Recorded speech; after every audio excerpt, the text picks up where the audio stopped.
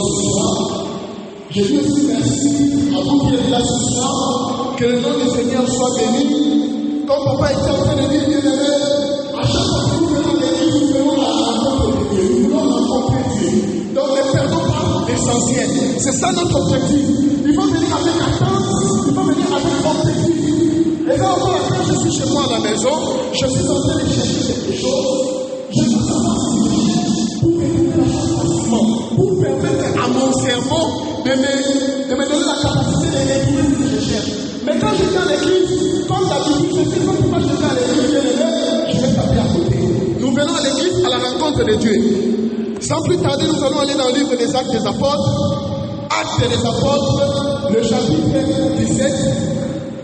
Je vais lire le verset 22 et le verset 23. La Bible dit ceci.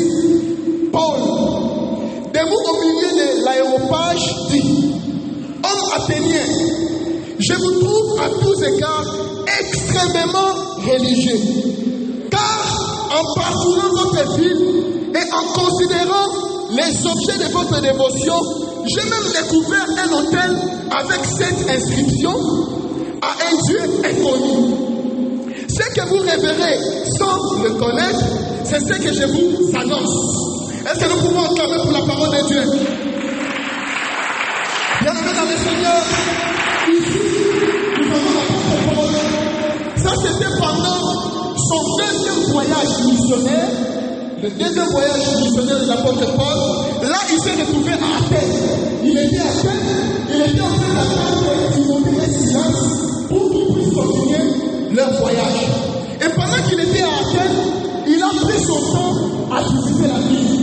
Il était en train de visiter la ville. Et pendant qu'il visitait la ville, il s'est rendu compte que la ville était remplie des idoles, des images, dont l'idolâtrie était à 100% en train de se manifester dans ce pays-là. Alors, quand il a vu ça, il a même vu une inscription où un hôtel était bâti à un Dieu inconnu. Alors, l'apôtre Paul a utilisé cette occasion pour prêcher aux Athéniens du vrai Dieu. Bien-aimés dans le Seigneur, quand j'étais en train de méditer, je me posais la question, qu'est-ce que je pouvais donner comme sujet? Bon, le Seigneur m'a conduit à ceci. Celui qui connaît Dieu sera fort. Celui qui connaît Dieu sera fort. Et en même temps, je veux aussi parler de la foi triomphante, toujours dans le même contexte. Bien-aimés dans le Seigneur, ils étaient extrêmement religieux, ces gens. Extrêmement, c'est-à-dire au plus haut degré, bien-aimés dans le Seigneur.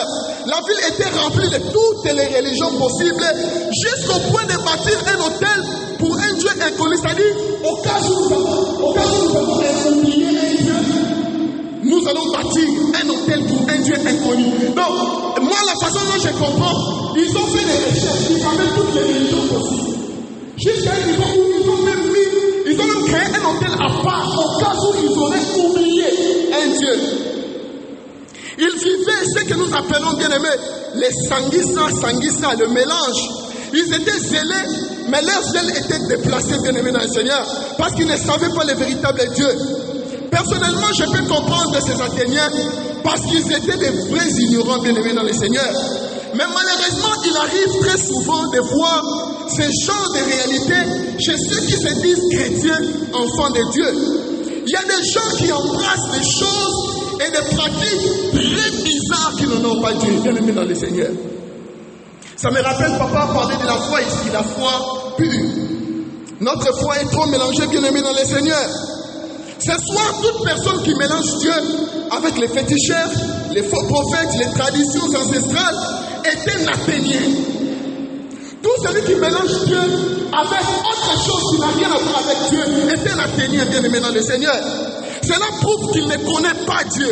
Il continue toujours à tâtonner, c'est-à-dire nous ne grandissons pas. Un mot dans l'église, un mot auquel la pas banganga. Donc nous sommes encore des bébés, nous ne grandissons pas, bien aimés dans le Seigneur. Nous ne sommes pas encore, nous sommes encore des petits, bien aimés. Nous ne voulons pas être comme des Athéniens ce soir, bien aimés. Nous voulons non plus que connaître Dieu puisse être un slogan. Mais nous voulons que connaître Dieu soit une expérience. Je vais lire quelque chose. Genèse 4. Genèse 4, le premier verset, la partie A. La Bible dit ceci. Adam connut Ève. Adam connut, vous savez, il y a connaître et connaître. Je peux dire que je connais quelqu'un, oui, le visage. Mais il y a la connaissance expérimentale. Quand la Bible dit que Adam a connu Ève, c'était une connaissance expérimentale. Cette connaissance ne s'est pas limitée juste au visage. Amen, bien-aimé. Il y a des gens qui viennent à l'église, mais ils ne connaissent pas le Seigneur. Ils n'ont jamais fait une expérience personnelle, une rencontre avec lui. C'est pourquoi, de temps en temps, on peut être à l'église, on peut aussi être chez. C'est pourquoi, de temps en temps, nous négligeons les choses de Dieu, parce que nous ne connaissons pas les dieux que nous cherchons. Et ça, la maman nous parle de lui, maman nous rassemble de la mais c'est la même maman qui vient aussi à l'église, bien aimé dans le Seigneur. C'est pourquoi Jésus pouvait facilement dire, ceux qui me disent Seigneur, Seigneur, n'entreront pas tous dans le royaume des cieux. Nous voulons de la vie éternelle, et pourtant la vie éternelle est aussi attachée avec la connaissance que nous avons de Dieu, bien-aimé dans le Seigneur. Jean 17, 3 dit ceci, or la vie éternelle, c'est qu'ils te connaissent, toi le seul vrai Dieu, pas autre chose. Toi le seul vrai Dieu est celui que tu as envoyé, Jésus-Christ. Pas les marabouts, mais quand vous le faites, c'est que vous n'avez pas la vie éternelle, c'est que vous ne connaissez pas Dieu, bien-aimé. Quand je parle de connaître Dieu, c'est dans la dimension de révélation qu'il met à notre disposition. Parce que j'ai compris que c'est impossible de connaître Dieu totalement, parce qu'il est illimité. Nous sommes des êtres limités. Comment se fait-il? Un être qui est limité peut connaître Dieu. C'est impossible. Il peut venir à la sous-dimension. Comment je peux le connaître? Donc, nous pouvons connaître Dieu juste à la dimension de la révélation qu'il met à notre disposition. Psaume 147, le verset 5. Notre Seigneur est grand, puissant par sa force. Son intelligence n'a point de limite, bien aimé dans le Seigneur. Nous sommes à un temps où connaître Dieu, bien aimé, doit être quelque chose de très important. Quelque chose qui doit nous préoccuper, bien aimé. Il faut même prier pour ça. Comme l'apôtre Paul est en train de nous faire voir dans Éphésiens, je ne vais pas lire, que nous devons prier pour que le Seigneur puisse nous donner l'esprit de sagesse, de révélation, de sa connaissance. Parce que seuls ceux-là qui connaissent l'Éternel seront forts et ils vont résister. Si vous ne connaissez pas le Seigneur, vous allez passer à gauche, à droite. L'instabilité dans les choses spirituelles montre que nous ne connaissons pas notre Dieu. C'est la raison pour laquelle nous devons chercher à connaître Dieu. Nous devons prier, nous devons demander. Nous pouvons demander la raison de personne pour nous. Est-ce que tu veux que tu me mettes comme ça que tu puisses connaître Dieu? C'est ça la dimension, bien-aimée, dans laquelle nous devons accéder. Ceci m'envoie dans Daniel 11, 32, le verset B. Je lis dans la version Darby. La Bible dit ceci. Les peuples qui connaissent son Dieu sera fort. C'est de là que j'ai tiré ce terme. Les peuples qui connaissent son Dieu sera fort et agira. Timothée a dit, je sais en qui, là c'est Paul qui parle à Timothée, je sais en qui j'ai cru et je suis persuadé qu'il a la puissance. Est-ce que quelqu'un peut dire ce soir, mon Dieu a la puissance, je suis persuadé. Est-ce que quelqu'un croit en ça? Est-ce que quelqu'un réalise cela? Bien aimé dans le Seigneur, nous ne sommes pas devant un homme. Ceci me rappelle, bien aimé, l'audacité qu'avait Shadrach, Meshach et Abednego, bien-aimés dans le Seigneur. Notre Dieu peut nous délivrer. Il nous délivrera. Sache qu'il nous délivrera. Nous ne servirons pas ton Dieu. Quelle audace! Mais nous avons des choses comme ça. Quelle audace! Cette audacité montre que nous connaissons notre Dieu. Un jour, bien-aimé, je me rappelle, je venais à peine du Sud. Alors, mon père était malade, il était à l'hôpital. Tellement qu'il avait beaucoup souffert. Il y a certains amis qui l'ont demandé à inviter Papa Momo Moya à l'hôpital. Et étant donné que ce moment, moi j'étais là. Vous savez, quand on a dit Papa, parce que moi, mon père, des fois, on se comprend pas sa vie. Bon, on se comprend, mais des fois, je ne suis pas d'accord avec ces choses. Et quand je l'ai vu sur l'impose, il voulait que ces papas-là puissent se faire Babylone, la maman, là. Vous connaissez de quoi je suis en train de parler. J'ai dit, je ne suis pas d'accord avec ça. Oh, c'est ma fille, tu me laisses tranquille, il va toucher tout ça. Nana ici, papa l'a dit, il ouvre le rayon, mon Dieu va te frapper. Quand j'ai dit ça, c'est papa. Pardon aussi, bien-aimé, Atiki. Bien-aimé, il faut que la voix de l'Éternel puisse frapper les montagnes. Il faut que la voix de l'Éternel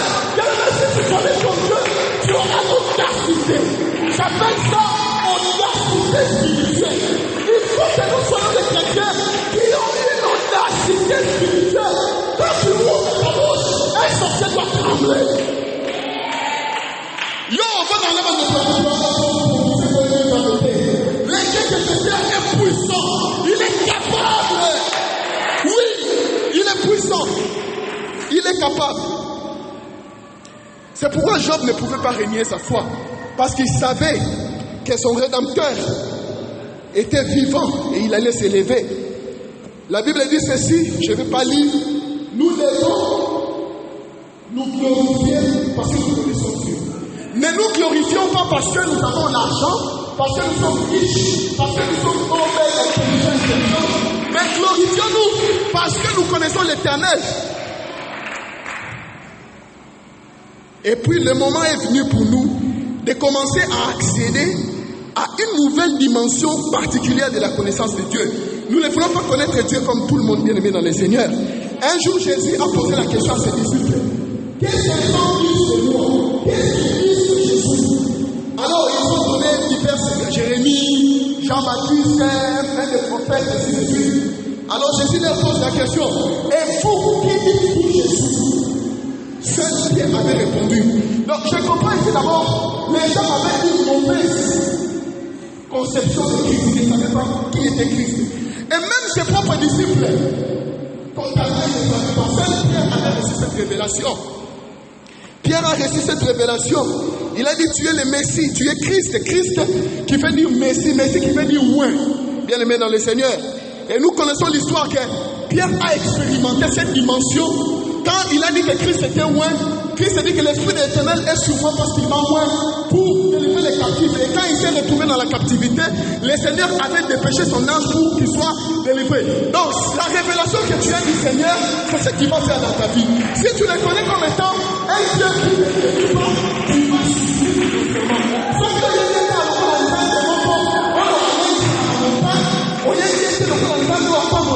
ça sera difficile, bien aimé. Le Seigneur se manifeste dans la dimension où il veut nous amener, mais si aussi nous exprimons que nous voulons arriver à cette dimension, le Seigneur aussi se manifeste, bien aimé, dans le Seigneur. Ça, c'est très important. Et plus tard, Jésus a dit, je te donnerai les clés du royaume. Pourquoi? Parce qu'il a pénétré, il a accédé à cette révélation. Et j'ai compris ici que ceux-là qui marchent dans la révélation, c'est ceux-là à qui le Seigneur donne la clé. Vous savez, ceux-là qui ont la clé ne frappent pas, ils ouvrent. Alors, quand vous marchez dans la révélation, le Seigneur va commencer à vous donner certaines clés que d'autres n'ont pas. Nous voulons faire des exploits, mais les exploits, bien aimés, ne sont pas quelque chose que tout le monde fait. Nous devons être dans l'exception, bien aimés. Nous voulons découvrir de nouvelles révélations en rapport avec Dieu. Mais, nous ne connaissons pas sa parole. Il y a des gens aujourd'hui qui veulent recevoir de nouvelles révélations. Mais la révélation, le Seigneur nous a déjà donné une révélation ici, que nous ne considérons même pas, mais nous voulons découvrir autre chose, bien aimé. Nous les chrétiens, généralement parlant, j'ai compris que nous ne connaissons pas notre Bible. Bon, personne ne connaît tout, la Bible. Mais le minimum là, que nous devons connaître en tant que chrétiens, nous ne le connaissons pas. C'est pourquoi les témoins de Jéhovah, quand ils viennent chez nous, nous avons des difficultés. Hein, bien aimé dans le Seigneur. Et aussi, notre récit sur cette terre est aussi très attaché à cette parole que nous négligeons. Je vais lire quelques écritures.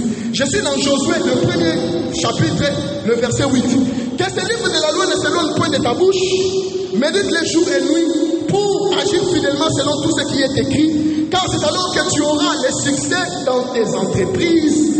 C'est alors que tu réussiras. Somme le chapitre 1er, 1, 2, la Bible dit, mais qui trouve son plaisir dans la loi de l'Éternel et qui la médite jour et nuit, qui est comme un arbre planté près d'un courant d'eau, qui donne son fruit en sa saison et dont le feuillage ne se flétrit point, tout ce qu'il fait lui réussit. Bien aimé, est-ce qu'il y a quelqu'un dans ces lieux qui met ses paroles en pratique et ces choses ne marchent pas toujours?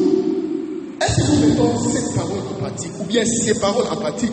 La Bible dit, fais de l'Éternel tes délices, il te donnera ce que ton cœur désire.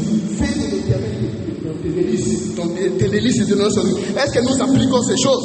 Cherchez premièrement le royaume. Est-ce que nous nous affectionnons aux choses d'en haut, bien-aimés? Ne cherchons pas d'abord la bénédiction, parce que techniquement parlant, la bénédiction ou bien le matérialisme ne donne pas la connaissance de Dieu. Mais la connaissance de Dieu amène toutes sortes de bénédictions. Ce que nous devons chercher, c'est la connaissance de Dieu. Quand nous avons la connaissance de Dieu, nous avons toutes choses. Parce que la terre tout entière, l'univers tout entier, bien-aimé, l'appartient.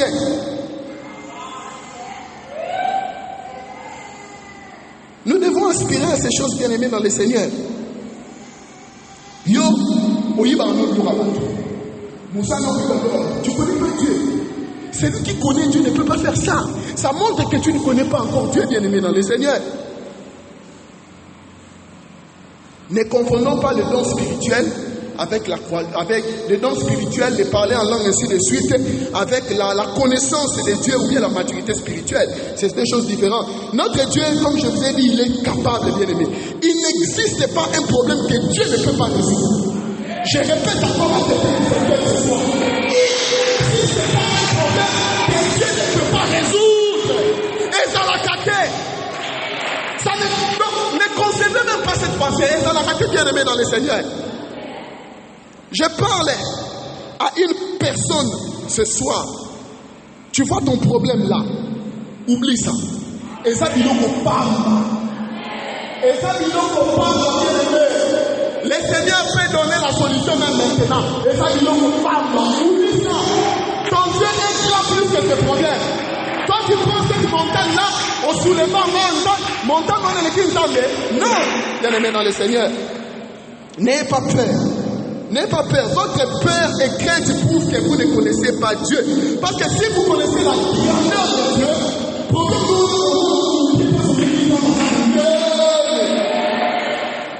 même la terre ne peut pas les contenir, bien-aimé dans le Seigneur. Il est infiniment grand. Parce que vous ne pouvez pas bénéficier, bien-aimé dans le Seigneur, de la puissance de Dieu sans la foi. La Bible dit qu'il est impossible de plaire à Dieu sans la foi. Sans la foi, il est impossible de lui être agréable. Il faut que celui qui s'approche de Dieu croit qu'il existe et il est le rémunérateur de ceux qui le cherchent. Et le Seigneur dit, vous me chercherez, vous me trouverez si vous me cherchez avec tout votre cœur. Le cœur est déjà associé avec la foi. Je vais lire Marc, je ne vais pas lire. La Bible dit ceci, Christ dit, si tu vis dans cette montagne, arrache les tâches dans la mer, la montagne va obéir. Ça, c'est une affirmation grave. Est-ce que nous comprenons le sens de cette... Je vais dire cette parole. Je vous l'ai dit en vérité. Si quelqu'un dit à cette montagne, ôte-toi de là et jette-toi dans la mer, et s'il ne doute point en son cœur, mais croit que ce qu'il dit arrive, il verra s'accomplir. Mais bien aimé, ça c'est une affirmation grave pour moi. Le Seigneur est en train de me faire voir ici que non, bien aimé, rien n'est impossible quand nous avons la foi. Rien n'est impossible quand nous avons la foi, bien aimé, dans le Seigneur. Nous devons revoir notre foi. Notre foi doit être conforme au modèle biblique. Et nous savons que la foi doit être accompagnée par des œuvres. Je vais lire Matthieu 9, le verset 20. La Bible dit ceci. Et voici une femme atteinte d'une perte de sang depuis 12 ans, s'approchant par derrière et touchant le bord de son vêtement. Car elle disait en elle-même, si je puis seulement toucher son vêtement, je serai guérie. Elle est venue avec attente, avec assurance. La suite, je vais aller dans Luc 8, 45. Et Jésus dit, qui m'a touché? Comme tous en défendaient, Pierre et ceux qui étaient avec lui disent, Maître, la foule t'entoure et te presse. Et tu dis, qui m'a touché? Mais Jésus répondit, quelqu'un m'a touché, car j'ai connu une force était sortie de moi. Bien aimé dans le Seigneur, il y a quelques éléments qu'il faut noter ici. Jésus est la source de toute chose, de toute bénédiction. La femme n'était pas la seule personne malade, ça nous devons le savoir. Il y avait la foule qui le pressait, et puis la femme là n'était pas la seule personne. Certainement dans la foule, il y avait aussi des gens qui avaient besoin de percer, ça c'est sûr. Mais cette femme a touché, pendant que tout le monde touchait Jésus, Jésus était sorti. Mais quand cette femme a touché Jésus, il y a une force qui est sortie. Est-ce que nous comprenons? La foi de cette femme a fait sortir la puissance dans le corps de Jésus. Bien-aimé, la foi libère le miracle.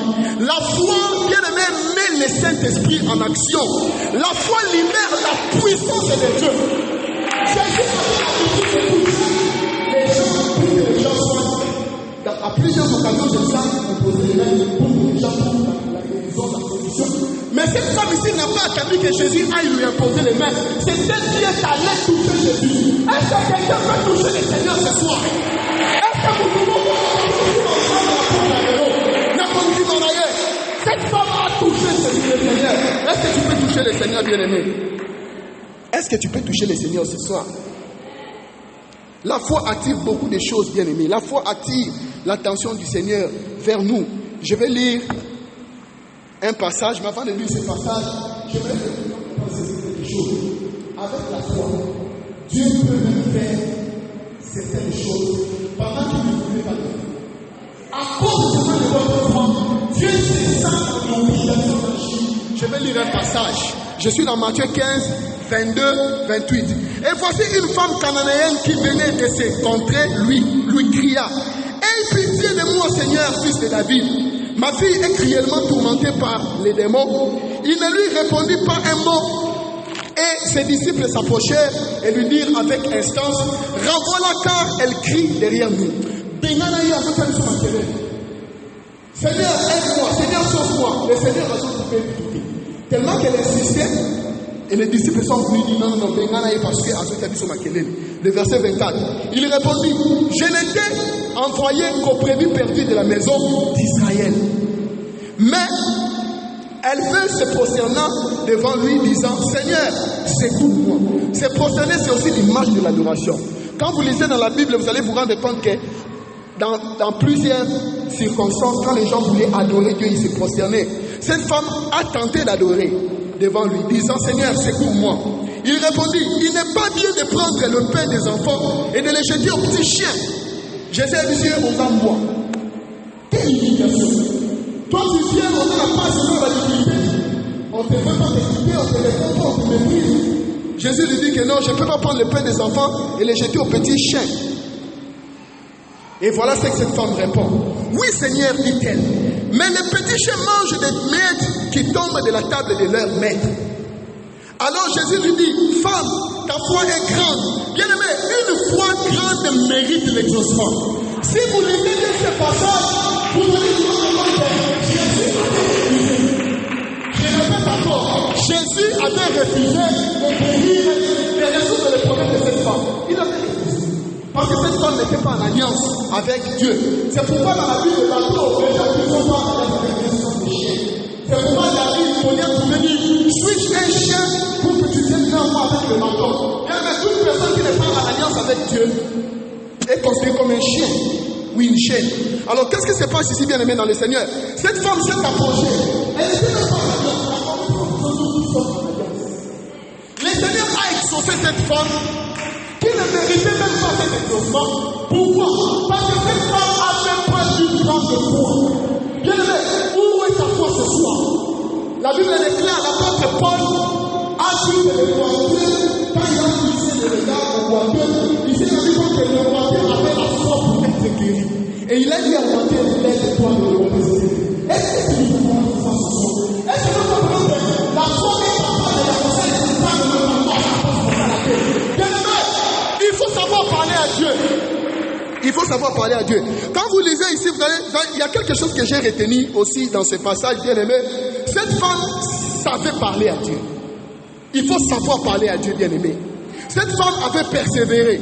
Cette femme n'avait pas la volonté d'accepter un non comme étant une réponse. Le non n'était pas une option, bien aimé, dans le Seigneur. Cette femme s'était humiliée, cette femme était active. Les hommes de foi sont ceux-là qui savent parler à Dieu. Abraham était un homme de foi. Abraham a demandé une femme de 50 à 10 pour sauver son peuple au monde. Alors il a fait 50 jusqu'à 10. Il savait pour faire ça, il savait pas parler à Dieu. Les hommes de foi, ce sont des hommes. Est-ce que tu sais parler à Dieu? Comment tu parles à Dieu? Soyez aussi ensemble le parler. Est-ce que d'abord tu réalises que Dieu est là? Est-ce que tu parles avec ton cœur? Est-ce que ton cœur est connecté? Est-ce que pendant que tu parles à Dieu, tu sens que ton cœur est en train de parler? Oh, non, mais la nourriture, tu ne comprends même pas ce que tu dis. Bien aimé, Dieu est réel. Dieu veut que nous puissions comprendre qu'il est réel. Et quand nous nous approchons de lui, nous devons croire, bien aimé. Ne me dis pas: je dois croire et croire. Bien aimé, les mêmes personnes qui disent que nous devons croire avant de croire, ce sont les mêmes personnes qui croient à la gravité. Mais est-ce que nous croyons à la gravité? Est-ce que nous voyons l'électricité? Nous ne voyons pas ces choses, mais nous croyons. Nous ne voyons pas Dieu, mais nous voyons ses œuvres, nous voyons sa puissance, nous voyons sa manifestation. La Bible dit que nous marcherons par la foi. Nous devons croire c'est Dieu. Quand il y a la foi, il y a possibilité de voir Dieu. C'est une assurance. Il y a beaucoup de passages que je ne peux pas donner ce soir parce que le temps est déjà à terme. Mais ce qui est important, il faut savoir, bien aimé, la foi, il ne faut pas jouer avec ça. La foi est capable de faire tout. La Bible dit qu'il est impossible. Mais nous devons avoir foi en Dieu. Nous ne devons pas avoir foi en nous-mêmes. Je ne peux pas me confier en moi-même parce que les gens vont nous sur la parole, on a comme, donc je ne peux pas me confier en moi-même. Nous devons nous confier en Dieu. Nous devons faire confiance en Dieu. Nous ne devons pas faire confiance aux hommes. Les hommes peuvent dire quelque chose et puis demain ils font quelque chose. Arrêtons d'embêter les gens. Oh, il y a quelqu'un qui t'a promis qu'il va faire quelque chose pour toi. À tout ça, la tête, arrêtons d'embêter les gens. Aujourd'hui, si vous rencontrez avec le président de la République, il ne peut pas vous faire une chose. C'est Dieu qui donne. Vous voulez quelque chose, allez vers Dieu. Mettez la foi. Montrez à Dieu que vous avez une grande foi. Parce qu'une grande foi n'échoue jamais. Est-ce que quelqu'un est avec moi ce soir? Que le Seigneur vous bénisse. Que le Seigneur vous bénisse.